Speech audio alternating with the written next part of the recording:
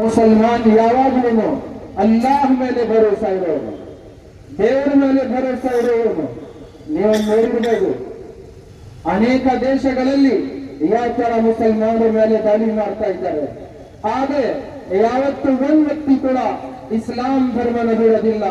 ಇದೇ ರೀತಿ ಮುಸಲ್ಮಾನ್ ಅಲ್ಲಾಹ್ ಮೇಲೆ ಅವನು ಭರವಸೆ ಇಟ್ಕೊಂಡು ಜೀವನ ನಡ್ಕೊಂಡು ಹೋಗ್ತಾ ಇರತಕ್ಕಂಥದ್ದು. ಆ ಸಂದರ್ಭದಲ್ಲಿ ಯಾರೂ ನಮ್ಗೆ ಎಚ್ಚರಿಕೆ ಮಾಡೋಕ್ಕಾಗೋದಿಲ್ಲ. ನಿಮ್ಗೆ ಗೊತ್ತಿರೋಂಗೆ ವಿಷಯ, ನಮ್ಮ ರಾಜ್ಯ ಕರ್ನಾಟಕದಲ್ಲಿ ಈ ದಿನ ಏನ್ ಪೊಲಿಟಿಕಲ್ ಆಕ್ಟಿವಿಟೀಸ್ ಆಗ್ತಾ ಇದೆ, ಇದು ಎಲ್ಲರಿಗೂ. ನಾವು ಅಂದರೆ ಮುಸಲ್ಮಾನರು ಯಾವಾಗ 1885ರಲ್ಲಿ ಕಾಂಗ್ರೆಸ್ ಸಂಘಟನೆ ಪ್ರಾರಂಭ ಆಯಿತು, ಆವತ್ತಿನ ದಿವಸ ಅದರಲ್ಲಿ ಮಹಾದೇವ್, ಗೋವಿಂದ್ ಮತ್ತು ಮುಖಂಡರು ಸುರೇಂದ್ರನಾಥ್ बनर्जी, ಇದೇ ರೀತಿ ಅನೇಕ ಜಾತಿ ಧರ್ಮಗಳ ಗುರುವಾದಗಳು ಮುಖಂಡರು ಇದಕ್ಕೆ ಸೇರಿದರು.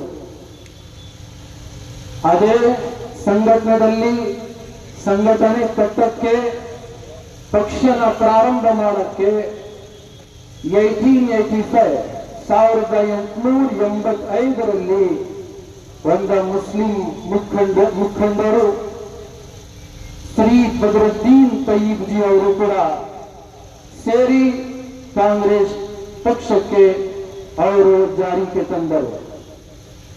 ಒಂದು ಮುಖ್ಯ ಕಾರಣ ಏನೆಂದರೆ, ಕಾಂಗ್ರೆಸ್ ಇಲ್ಲಿ ಇರತಕ್ಕಂಥ ಎಲ್ಲ ಸಮುದಾಯಗಳನ್ನು, ಹಿಂದುಳಿದವರಾಗ್ಲಿ, ಅಲ್ಪಸಂಖ್ಯಾತರಾಗ್ಲಿ, ಮತ್ತೆ ದಲಿತರಾಗ್ಲಿ, ಈ ದೇಶದಲ್ಲಿ ಬದುಕಂತ ಎಲ್ಲ ಸಮುದಾಯಗಳಿಗೆ ಒಗ್ಗಟ್ಟು ಮಾಡಿ ದೇಶನ್ನ ಮುಂದೆ ತರುವಂತ ಕೆಲಸ ಮಾಡುತ್ತೆ ಅಂತ ನಮ್ಮ ಮುಸ್ಲಿಂ ಮುಖಂಡರು ಕಾಂಗ್ರೆಸ್ಗೆ ಸೇರಿ ಇಲ್ಲಿ ಸೇವೆಯನ್ನು ಕೊಡ್ತಾ ಬರ್ತಾ ಇದ್ದಾರೆ. ಹಿರಿಯರೇ, ನಿಮ್ಗೆ ಗೊತ್ತಿರಬಹುದು, ಇದೇ Badruddin Tyabji Indian Muslim first barrister, ಇಂಗ್ಲೆಂಡ್ಗೆ ಹೋಗಿ ಫಸ್ಟ್ ಬ್ಯಾರಿಸ್ಟರ್ ಆಗಿ ಬಂದಿದ್ದರು. ಮುಂಬೈ ಹೈಕೋರ್ಟ್ ನಲ್ಲಿ ಜಡ್ಜ್ ಆಗಿ ಈ ದೇಶಕ್ಕೆ ಸೇವೆ ಮಾಡಿದರು.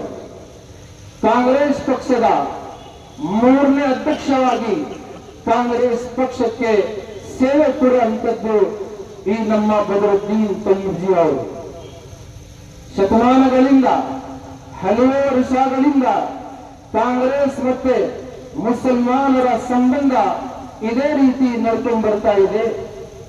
ನಾವು ಬೇರೆ ಜಾತಿಯವರು ಯಾವಾಗ ಕಾಂಗ್ರೆಸ್ಗೆ ಕೈ ಬಿಟ್ಟರು, ಆ ಸಂದರ್ಭದಲ್ಲಿ ಕೂಡ ಮುಸಲ್ಮಾನರು ಕಾಂಗ್ರೆಸ್ನ ಕೈಗೆ ಗಟ್ಟಿಯಾಗಿ ಹಿಡ್ಕೊಂಡು ಈ ದೇಶಕ್ಕೆ ಸೇವೆ ಮಾಡಬೇಕಂತ ನಿಮ್ಮ ಜೊತೆಯಲ್ಲಿ ಕಷ್ಟದಲ್ಲಿನೂ ಸುಖದಲ್ಲಿನೂ ನಿಮ್ಮ ಜೊತೆಗೆ ನಿಂತ್ಕೊಂಡು ಈ ದೇಶಕ್ಕೆ ಸೇವೆ ಮಾಡ್ಕೊಂಡು ಬರ್ತಾ ಇದ್ದೀವಿ.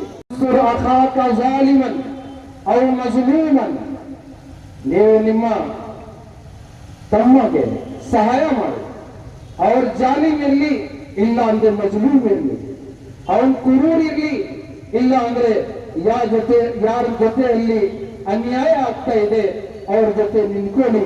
ನಮ್ಮ ಧರ್ಮ ನಮ್ಗೆ ಇದೇ ಪಾಠವನ್ನು ಹೇಳ್ತಿರುತ್ತದೆ. ಅದಕ್ಕೆ ನಾವು ಇಂಥ ಪಕ್ಷ ಯಾವ ಪಕ್ಷದಲ್ಲಿ ಅನ್ಯಾಯ ಆಗುತ್ತೆ ಅವ್ರ ಜೊತೆಯಲ್ಲಿ ಯಾವತ್ತೂ ಹೋಗಲಿಲ್ಲ, ಮುಂದಿನ ದಿನಗಳಲ್ಲಿ ಹೋಗೋದಿಲ್ಲ. ಆದ್ರೆ ನೀವು ಇದೇ ಕೆಲಸ ಮಾಡಿದ್ರೆ ನಾವು ನಿಮ್ ಜೊತೆಯಲ್ಲಿ ಇರೋ ಕೂಡ ಆಗೋದಿಲ್ಲ. ನೀವು ತಮ್ಮಿಂದಾನೆ ನಮಗೆ ದೂರ ಮಾಡಿದ್ರೆ, ದೂರ ತಳ್ಳಿದ್ರೆ ಯಾರು ನಿಮ್ಮ ಮುಂದೆ ಬರ್ತಾರೆ? ಯಾರು ಬರೋಕೆ ಅವಕಾಶ ಆಗೋದಿಲ್ಲ. ನಮ್ಮ ನಜೀರ್ ಅಹಮದ್ ಅವರು ಎಷ್ಟು ವರ್ಷಗಳಿಂದ, ಸುಮಾರು 45 ವರ್ಷಗಳಿಂದ ನಮ್ಮ ಕೋಲಾರ ಜಿಲ್ಲೆಯಲ್ಲಿ, ಚಿಕ್ಕಬಳ್ಳಾಪುರ ಜಿಲ್ಲೆಯಲ್ಲಿ ಮತ್ತೆ ಇಡೀ ಕರ್ನಾಟಕ ಎಲ್ಲ ಜಿಲ್ಲೆಗಳಲ್ಲಿ ಸುತ್ತಿ ಮುಸಲ್ಮಾನ್ ಮುಖಂಡರಿಗೆ ಮತ್ತೆ ಧರ್ಮಗುರುಗಳಿಗೆ ಮಾತನಾಡಿ ಕಾಂಗ್ರೆಸ್ ಪಕ್ಷಕ್ಕೆ ಹತ್ರ ಬರುವಂತ ಕೆಲಸ ಮಾಡಿರೋರು. ನಾನು ಈ ಮಾತು ಹೇಳಕ್ ಇಷ್ಟಪಡ್ತೀನಿ. ನಜೀರ್ ಅಹಮದ್ ಆಗಲಿ, ನಮ್ಮ ಸಚಿವರಾದ ಜಮೀರ್ ಅಹಮದ್ ಖಾನ್ ಇರಲಿ, ಮತ್ತೆ ಅಬ್ದುಲ್ ಜಬ್ಬಾರ್ ಸಾಹೇಬರಾಗ್ಲಿ, ಇದೇ ತರ ಬ್ಯಾರೆ ಮುಸ್ಲಿಂ ಮುಖಂಡರಾಗ್ಲಿ, ನಮ್ಮ ನಜೀರ್ ಅಹಮದ್ ಅವರು ಮತ್ತೆ ಕಾಂಗ್ರೆಸ್ ಪಕ್ಷದಲ್ಲಿ ಒಂದು ಸೇತುವೆ ತರ ಅವರು ಕೆಲಸ ಮಾಡಿರೋದು. ನೀವು ಅದೇ ಸೇತುವೆಗೆ, ಅದೇ ಬ್ರಿಡ್ಜ್ಗೆ ತೆಗೆದು ಬಿಸಾಕ್ರೆ, ಒಡೆದು ಬಿಸಾಕ್ರೆ ಮತ್ತೆ ನಿಮ್ಮ ಹತ್ರ ಯಾರು ಬರ್ತಾರೆ? ಅದಕ್ಕೆ ನೀವೇ ನೋಡ್ಕೋಬೇಕು. ಮುಂದಿನ ಚುನಾವಣೆ ಬರುತ್ತದೆ. ಇದೇ ಲಾಸ್ಟ್ ಚುನಾವಣೆ ಅಲ್ಲ, ಅಂತಿಮ ಚುನಾವಣೆ ಅಲ್ಲ. ಮುಂದಿನ ದಿನಗಳಲ್ಲಿ ಚುನಾವಣೆ ಬರುತ್ತದೆ.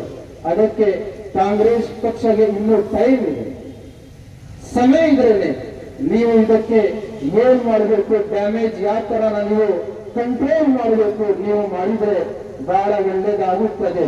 ಈ ನಮ್ಮ ಧರ್ಮಗುರುಗಳು, ನಮ್ಮ ಮುಖಂಡರು 2023 ಚುನಾವಣೆಯಲ್ಲಿ ಬೀದಿ ಸುತ್ತಿ ಮನೆಗಳಲ್ಲಿ ಹೋಗಿ ಅವರಿಗೆ ಕಾಂಗ್ರೆಸ್ಗೆ ವೋಟ್ ಹಾಕಿ ಮತ ನೀಡಿ ಅಂತ ಹೇಳಿ ನಾವು ನಿಮ್ಮ ಪಕ್ಷಕ್ಕೆ ರಾಜಕೀಯಕ್ಕೆ ಅಧಿಕಾರಕ್ಕೆ ಬರುತ್ತಾ ಅವಕಾಶ ಮಾಡಿಕೊಟ್ಟಿದ್ದೇವೆ.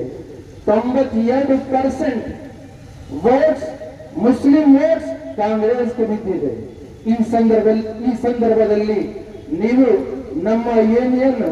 ನಮ್ಮಲ್ಲಿ ನೀವು ಏನ್ ವಾದ ಮಾಡಿದ್ದೀರಾ, ನಮ್ಮ ಜೊತೆಗೆ ಯಾವ ಅದನ್ನು ನೀವು ನಿಭಾಯಿಸಿಲ್ಲ. ಏನಾಯ್ತು ಹಿಜಾಬ್ ಬಗ್ಗೆ ನೀವೇ ಹೇಳಿ. ಏನಾಯ್ತು 10,000 ಕೋಟಿ ಮುಸಲ್ಮಾನರಿಗೆ ಬಜೆಟ್ ಕೊಡ್ತೀವಿ ಅಂತ ಹೇಳಿದ್ರು, ಏನಾಯ್ತು ಹಲಾಲ್ ಮತ್ತೆ ಬೇರೆ ಇದೇ ರೀತಿ 2B ರಿಸರ್ವೇಶನ್, ಅದು ಏನಾಯ್ತು? ಯಾವಾಗ ನೀವನ್ನ ಮಾಡ್ತೀರಂತ ನಾವು ಬೇಟರ್ ವಾಚ್ ಪಾಲಿಸಿ ಮಾಡ್ಕೊಂಡು ನೋಡ್ತಾ ಇದ್ದೀವಿ. ನೀವು ಇದನ್ನ ಬಿಟ್ಬಿಟ್ಟು ನಮ್ಮ ಮುಖಂಡರಿಗೆ ನೀವು ವಜಾ ಮಾಡ್ಕೊಂಡಿದ್ರೆ ಮುಂದಿನ ದಿನಗಳಲ್ಲಿ ನಮ್ಗಿಂತ ಹೆಚ್ಚು ನಿಮಗೆ ಕಷ್ಟ ಆಗೋದು.